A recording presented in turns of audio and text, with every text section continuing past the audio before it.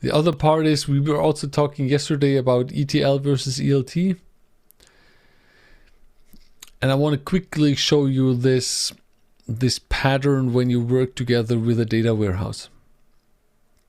So the idea is, okay, now when you do ETL, what you do is basically you have your source data, maybe in the relational database, maybe in the API.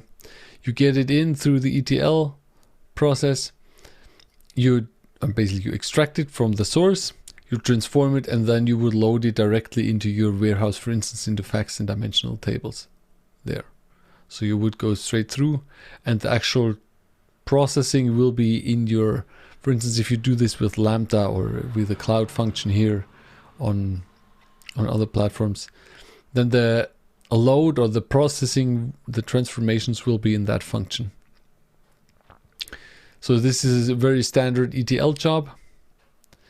If you want to power your data warehouse from the other side, you could say, okay, let's do an ELT job where you actually just extract the data and load it into a staging table in the warehouse. And then through a job actually on a P-SQL database, you then transform it into the facts and the, not P-SQL database, P-SQL procedure. You actually take the data, transform it, and load it into the destination tables. This is a pretty standard pattern. Get back to the patterns. ETL, where the processing is actually in the process that extracts the data, or ELT, where you have then the transformation step in your data warehouse. The benefit for this is this extraction and load can be very small, can be very efficient. And the transformations here, once you loaded it into the staging table, this is also very efficient.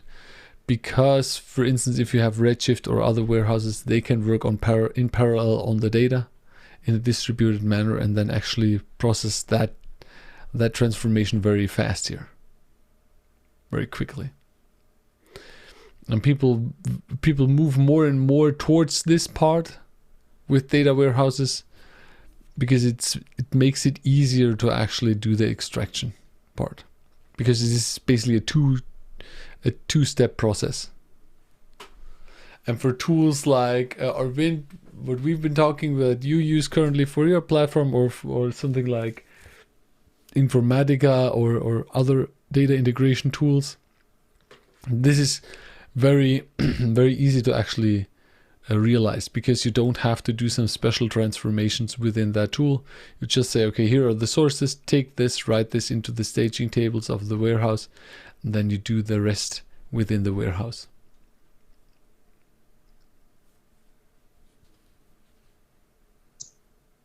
Okay, so the actual transformation happens after the data is already loaded once, and then on its way to the NoSQL database.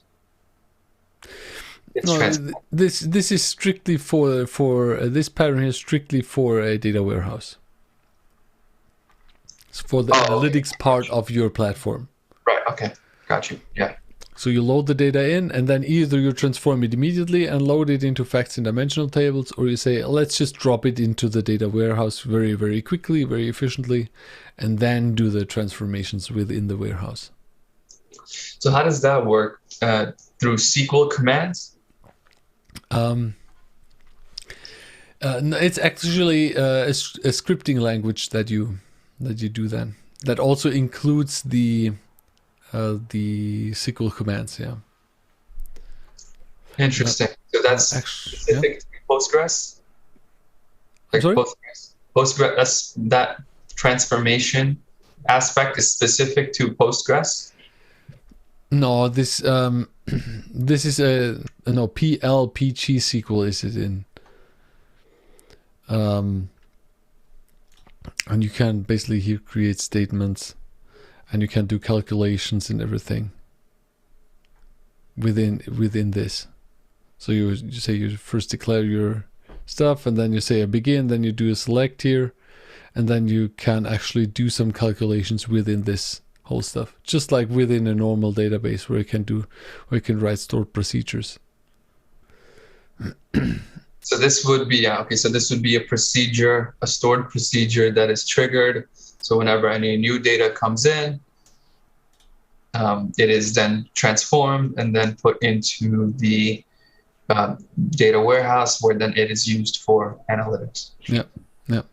You can also here create, I think with Python here, you can basically create functions within your database that use actually then Python in the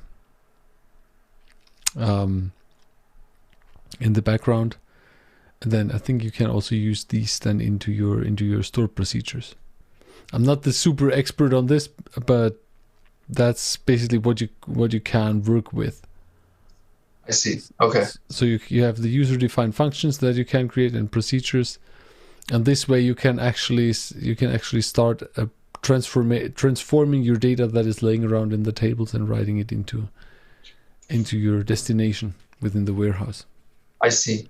So what is the benefit of going that route as opposed to the upper route on the top? Well, the benefit is brought the processing needs away from the Lambda into the warehouse. Let's say there comes a 1 gigabyte file in here. Then your Lambda would or whatever you use here. If you use a Docker container, this piece of code here, in ETL part, this would need to be able to process this and do all the transformations and do everything.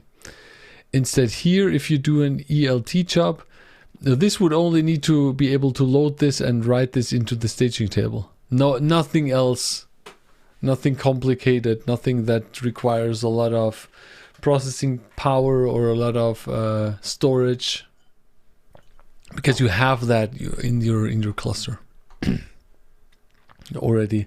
There's a lot of power in your Redshift, and this could, as I said, this also, if you create a cluster with multiple instances, then this could actually work in a distributed manner and actually process this large staging table very, very fast. Whether here you're working in a serial manner. So especially for large files, for a terabyte file, this is a lot faster than anything that runs just in a single instance and does that sequentially.